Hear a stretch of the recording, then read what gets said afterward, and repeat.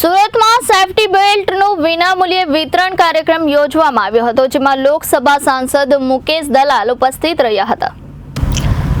આ કાર્યક્રમમાં લોકસભા સાંસદ મુકેશ દલાલ ઉપસ્થિત રહ્યા હતા। સાંસદ મુકેશ દલાલે પતંગ રસિકોને અપીલ કરી હતી અને ચાઇનીઝ દોરીનો ઉપયોગ ન કરવા માટે ખાસ અપીલ કરવામાં આવી હતી। મકર સંક્રાંતિ નિમિત્તે વાહન ચલાવતા સમયે ગળામાં પતંગના દોરા ન ભેરવાય તે માટેના પ્રયાસો શરૂ કરવામાં આવ્યા છે। તેના અંતર્ગત સેફટી બેલ્ટ વિનામૂલ્યે વિતરણ કાર્યક્રમ યોજવામાં આવ્યો હતો, ત્યારે પ્રાઇમ માર્કેટ અડાજણ ખાતે પોલીસ અધિકારી સહિતના લોકો જોડાયા હતા। ઉત્તરાયણ પર્વને હવે ગણતરીના દિવસો બાકી રહ્યા છે, ત્યારે પતંગ રસિકોમાં એક ઉત્સાહ ચોક્કસ છે, પરંતુ અહીંના જે પ્રમાણે પ્રાઇમ માર્કેટ ખાતે સાંસદ મુકેશભાઈ દ્વારા અને આખી જે ટીમ દ્વારા એક સરસ પ્રયાસ કરવામાં આવી રહ્યો છે અને લોકોને સુરક્ષા કવચ પૂરું પાડી રહ્યું છે। ત્યારે આપણે સાંસદ સાથે સીધી વાત કરીશું। સાહેબ, શું કહેશો? જે રીતનું ઉત્તરાયણ પર્વની સુરતીઓ એક અલગ અંદાજથી મનાવતા હોય છે, ત્યારે આજે આ સેફટી વિતરણ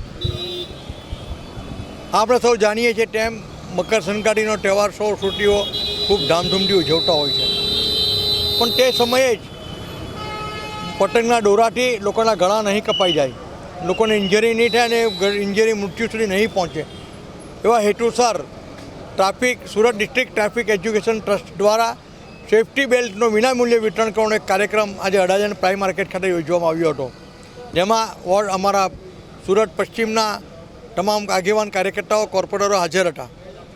આ સેફટી બેલ્ટથી લોકોને રક્ષણ તો મળે જ છે। આ દરમિયાનમાં હું સૌ પતંગના રસિકોને પણ વિનંતી કરવા માગું છું કે આપ ચાઇનીઝ માંજાનો ઉપયોગ પ્લીઝ નહીં કરતા।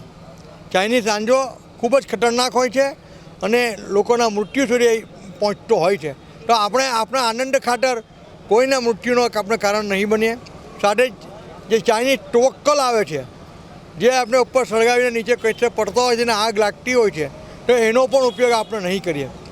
સાથે જ હમણાં જ્યાં સુધી મકર સંક્રાંતિનો તહેવાર છે, ત્યારે સૌ વાહન ચાલકોને મારી વિનંતી છે કે આપણી નજર સામે રાખીને થોડા સચેત ડ્રાઇવિંગ કરીએ, થોડુંક ધીમેથી ડ્રાઇવિંગ કરીએ, ક્યાંક માંજો આવી નહીં જાય એની આપણે તકેદારી રાખીએ।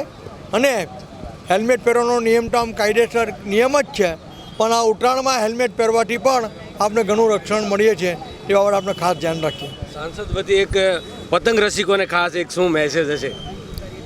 પતંગ રસિકોને એટલી વિનંતી છે કે આપ ધૂમધામથી તહેવાર મનાવો, પણ સાથે લોકોની જાનહાનિ સલામતીની પણ તમે ધ્યાન રાખો। ચાઇનીઝ માંજાનો ઉપયોગ નહીં કરો, ચાઇનીઝ ટવક્કલનો ઉપયોગ નહીં કરો અને માંજો કોઈના ગળા પર નહીં લપટાય, એની તમે કાળજી રાખો। બિલકુલ, તો આ હતા મુકેશભાઈ સાંસદ અને તેમની ટીમ દ્વારા અહીં પ્રાઇમ માર્કેટ ખાતે એક લોકોમાં જે સેફટી હોય છે તે બાંધવામાં આવી રહ્યા છે અને સમગ્ર કાર્યકર્તાઓ સહિતનો એક ઉત્સાહ જોવા મળી રહ્યો છે અને લોકોને પણ અપીલ કરી રહ્યા છે કે ઉત્તરાયણ રસિકોએ પતંગ સગાવતી વખતે ચાઇનીઝ દોરીનો પણ ઉપયોગ ન કરવાની પણ સાંસદે અપીલ કરી છે। સહયોગી હરીશ સાથે અરવિંદ રાઠોડ, જનાદેશ ન્યૂઝ, સુરત। સાહેબ, આજે ઉત્તરાયણ પર્વ નજીક આવી રહી છે, એક કાર્યક્રમ આપો, શું કહેશો? કઈ જગ્યાએ, કેવી રીતે?